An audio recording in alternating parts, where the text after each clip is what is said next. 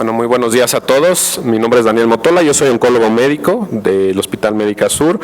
Para mí es un verdadero honor estar aquí en el instituto y ver este excelentísimo simposio. Agradezco mucho a la doctora Ruiz y al doctor Melchor por haberme invitado a coordinar esta parte de carcinoma hepatocelular, que es un tumor muy interesante, con el advenimiento de las nuevas moléculas, no nada más de la inmunología, que obviamente viene a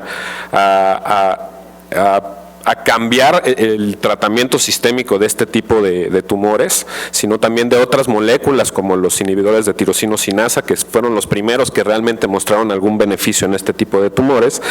Y bueno, para platicar de esto y de qué es lo nuevo que tenemos para el tratamiento de este tumor, que sí vemos muchos pacientes en nuestro país, invitamos al doctor Abu Alfa. Gracias por venir aquí a México y por darnos esta plática. Welcome to Mexico. Primero agradecerles a todos por estar aquí. Gracias a la doctora Ruiz por invitarnos y es un honor. Les pido una gran disculpa porque van a oír mi español nada más, así que bueno, nuevamente muchas gracias. Como escucharon en la introducción, el cáncer hepático es, como ustedes decidieron llamar la plática, ¿no?, que es estado del arte, que ha estado evolucionando sumamente rápido. Estos son mis conflictos de interés y esta es mi información de contacto si quieren tomarle una foto, y si no, bueno, más adelante si se acercan a mí les puedo dar mi información. En breve vamos a hablar de esto. Específicamente vamos a hablar de terapia sistémica para cáncer hepático. Así se ve el mapa hoy en día en los Estados Unidos.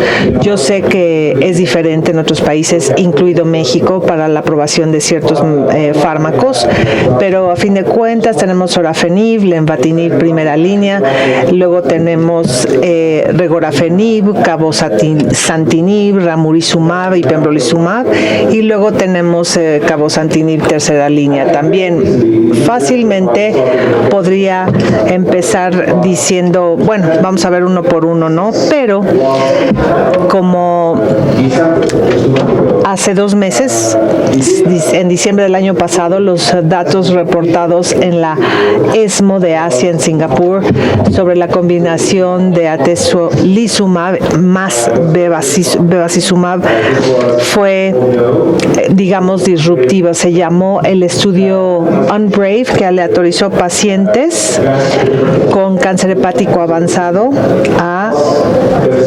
bevacizumab más atezolizumab más el estándar, que era sorafenib. Y como verán acá, la sobrevida para atezolizumab y bevacizumab no se alcanzó todavía. Y soratinib, pues la sobrevida era de 13 meses. Entonces, esto se había visto como un potencial de atención, pero fácilmente vemos que el mapa está cambiando. La primera línea es atezolizumab más bevacizumab. La pregunta es, ¿cambiamos todo? Es decir, sorafenib más lenvatinib van a ser segunda línea, y luego los checkpoint, que son tercera línea, y luego el cabozantinib cuarta línea. Pero creo que es un poco más complejo, porque lo que creíamos, o la combinación de atezolizumab más bevacizumab, principalmente porque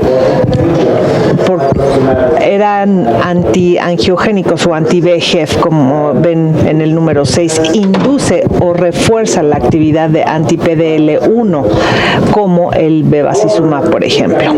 Sin embargo, puede ser más complejo esto. Al menos un reflejo, no crítica, sino una reflexión, es que la sobrevida libre de progresión de atezo más bevacizumab no ha sido lo que se esperaba. Como verán, bien está limitado. Fue más o menos 6 meses más o menos versus 4 para sorafenib. La pregunta es, ¿hay otros abordajes para hacer lo mismo? Es decir, atacar el sistema inmune de una manera más efectiva. Y una de estas es una combinación de TKI que es el lenvatinib más pembrolizumab. Estos datos se reportaron recientemente, los reportó el doctor Lové, y las respuestas ahí están.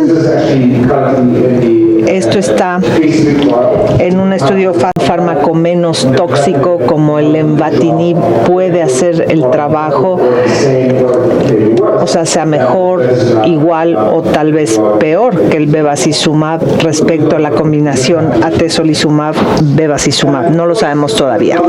Y por supuesto hay otro componente en esta historia. No soy inmunólogo, tuve que aprenderlo desde el principio, y lo que sabemos es lo que hace anti-PD1. Imagínense que es como una silla y que está sosteniendo a la célula T, la superficie de la célula T. Si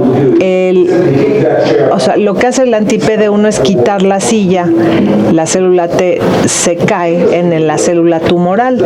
Pero lo interesante es que esto no sucede a menos que si hay una llamada, digamos, a nivel de linfocitos o arriba, ¿no? Y reciben la llamada. Porque sabemos que CD80 y CD86 son buenos amigos de otra molécula que es la CD28.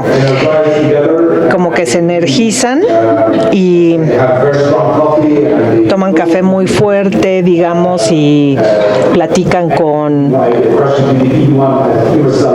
a nivel celular con anti-PD1 y hacen este efecto.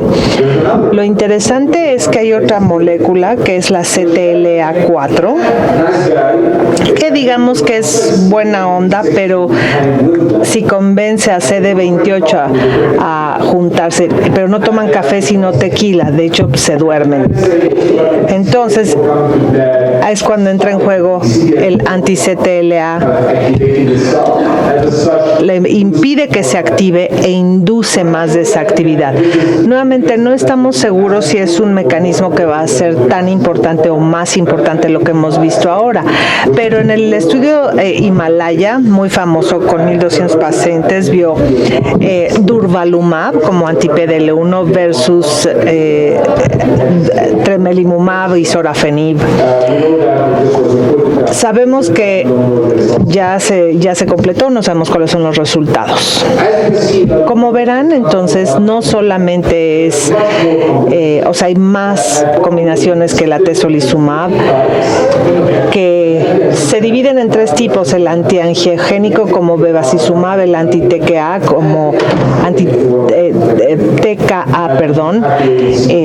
como el lenvatinib, y vamos a ver cómo va a avanzar esto en un futuro. ¿Por qué más? La perspectiva de agregar 3, un estudio, los que estuvieron en la ASCO de San Francisco del mes pasado, vieron los datos de nivolumab, ipilimumab y cabozantinib, anti-PD1, anti-CTLA4 y un TKI, que es el cabozantinib. Los resultados definitivamente son interesantes, pero un componente que llamó la atención de todos es, si nos concentramos en los eventos adversos, hubo más del 70% de los pacientes tuvieron eventos de grado 3 o más. No sabemos si esta triple combinación va a ser estándar, vamos a tener que esperar. Esto es es lo que está sucediendo actualmente respecto al futuro muy cercano. La pregunta es, ¿a dónde vamos a partir de este momento? Hay que redefinir el mapa. Yo diría que en lugar de empujar las cosas hacia abajo, ¿por qué no lo vemos como la línea -1? Una combinación, yo creo, es lo que vamos a ver en un futuro. ¿Cuál combinación? Pues hay que esperar para ver. Y después de esto tendremos que mantener la línea 1, 2 y 3 como están, porque el punto de vista es que estas fueron inversiones muy importantes. Muchos pacientes sacrificaron su tiempo y esfuerzo para ser parte de estos estudios y sabemos que los fármacos funcionan, ayudaron a la gente y pueden seguir siendo valiosos para la atención de los pacientes. En este contexto, entonces, la primera línea es sorafenib. Sorafenib tal vez empezó como estudio fase 2 en el Memorial. Le doy crédito a mi colega que está aquí, el doctor David Woodsell, que estuvo en el Memorial cuando estábamos haciendo ese trabajo que dio lugar al estudio fase 3, al estudio SHARP, que mostró una mejoría de la sobrevida y dio lugar a que el fármaco fuera el estándar de atención para nosotros y para todos en muchos lugares del mundo, México incluido.